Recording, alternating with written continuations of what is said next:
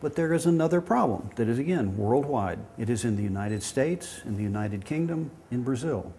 Teachers are often not comfortable standing back, giving the students time and opportunity. Teachers think, I am only teaching when I am talking. In our classrooms, I often see students working very nicely, but then the teacher gives the explanation. And so this, again, is a universal problem. And what I say to teachers is, I say, teacher, I know you can explain it. Now, I want to hear the students. But the teachers become impatient because the student, in trying to make the explanation, they cannot get it out. They say, I think it's sort of like, well, you know, and the teacher cannot relax. The teacher now gives the explanation, and the student can repeat the explanation, but they do not know it. So this is a universal problem. Teachers moving too fast. There is a lot of work that has been done about what makes someone an expert, a chess player, an archer, a runner. And many people have now come up with a simplistic idea that says it takes 10,000 hours to become expert at something.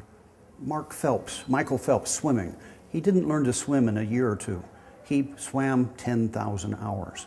So if you think about our classrooms, it's hard to get 10,000 hours anywhere. It takes a lot of time to become expert as a teacher, as a student. We need more time. The other problems that we have universally with teaching and teaching science is often we have teachers who are poorly educated in science. They don't understand the content. And this actually is not necessary. You can teach a lot without knowing much. So for instance, if I provide you the materials and the opportunity and I ask good questions in physics, I don't have to know all the answers. But many teachers feel they must know the answer before they teach it. And I often give examples to my students. For instance, a battery, we say it has a positive end and a negative end. Why is this called the positive end? No one knows. If you ask a scientist, they say, who knows? It doesn't matter. What's important is, can you explain what happens when you connect them? And so one of our tasks in teaching, particularly at the elementary level, is to help teachers understand that you can ask questions and provide opportunities without knowing all the answers. You can learn with your students. At the secondary school level, the problem is a little different. The teachers think they know a lot of material and they want to tell it. And so teachers at the secondary level are constantly telling too much. Teachers at the elementary level don't ask questions because they don't want questions to arise that they don't know the answer to. So education of teachers is important in terms of knowledge of science. But it's also important that they understand how to ask questions, for instance. In science, questions are the driving force behind science. And often the teachers ask questions that require no thinking.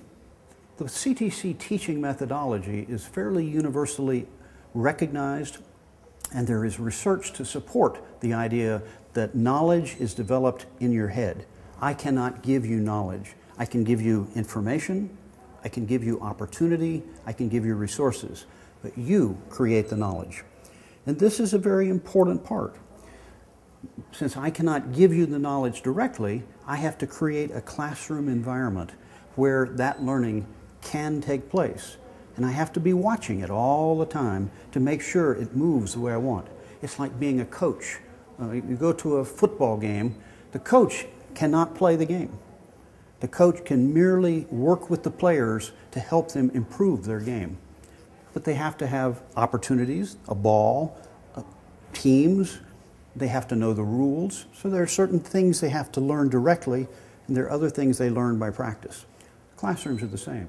This will work anywhere in the world, as far as I know, but it requires that the teachers and the students have to know the rules.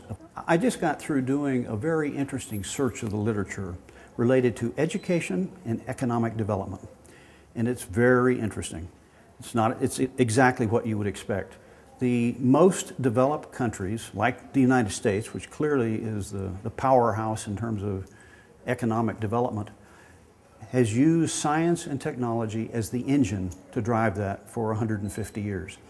All of the countries that are doing well financially have a strong science and technology base. They may not be developing the science, it may be like Korea, where they're taking knowledge in science and turning it into technology very successfully. The countries that are not using science and technology are very interesting. They are countries that are rich in resources. Angola, for instance, has the largest oil reserves in Africa and the largest diamond mines. Nigeria has huge quantities of oil. They do not emphasize education. It turns out that economists have studied this. Countries rich in natural resources need low-level laborers, people who can dig. You don't have to be smart and know science to dig diamonds or drill for oil. The engineers know, but the labor, no. So the countries that have not been as rich in natural resources have spent more money on education in science and technology. Korea, for instance, you cannot think of natural resources in Korea. If I was to ask you, do they have coal, oil, minerals? You have no idea. They haven't got much. They have had to work on intellect to build intellectual property. And so to me, that's a very important part of raising our citizens, particularly in the third world countries, to the next level, to where they can use intellectual and human capital, not just natural resources that are in the ground, that we know we're going to run out. Even Saudi Arabia, with the largest reserves of oil in the world, they say they are going to run out of oil within 50 years.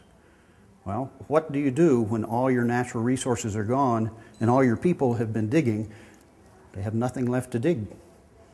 So they need to have intellectual capital. So that's a prime part. The other part that I look at is the idea of human capacity. And if we are not building human capacity, we are wasting effort. It's like for many years, women were not regarded as being capable intellectually or physically of doing very much except being mothers. Well, that was wasting half of our human capital. And today we see very well that where women have been given more opportunities, they have in many places excelled men in what they're doing. And in some places it's been unusual. For instance, I think about often countries that have had women as presidents, prime ministers. They don't seem to start wars. They don't seem very interested in, let's go fight somebody. They seem to find other ways. Well, men like apparently to go shoot each other. Maybe it's adventure. Women find adventure somewhere else. So I see some real growth in terms of developing human capital in ways that can enhance human society in a peaceful way as well. But it may have nothing to do with CTC. But I see CTC is very much recognizing all students are capable, all can learn more than they have up till now. And at the same time, when the students come up, the teachers come with them. And it's a cycle. It's a scaffold again. If students are better, teachers will get better, and pretty soon, maybe we'll all be better.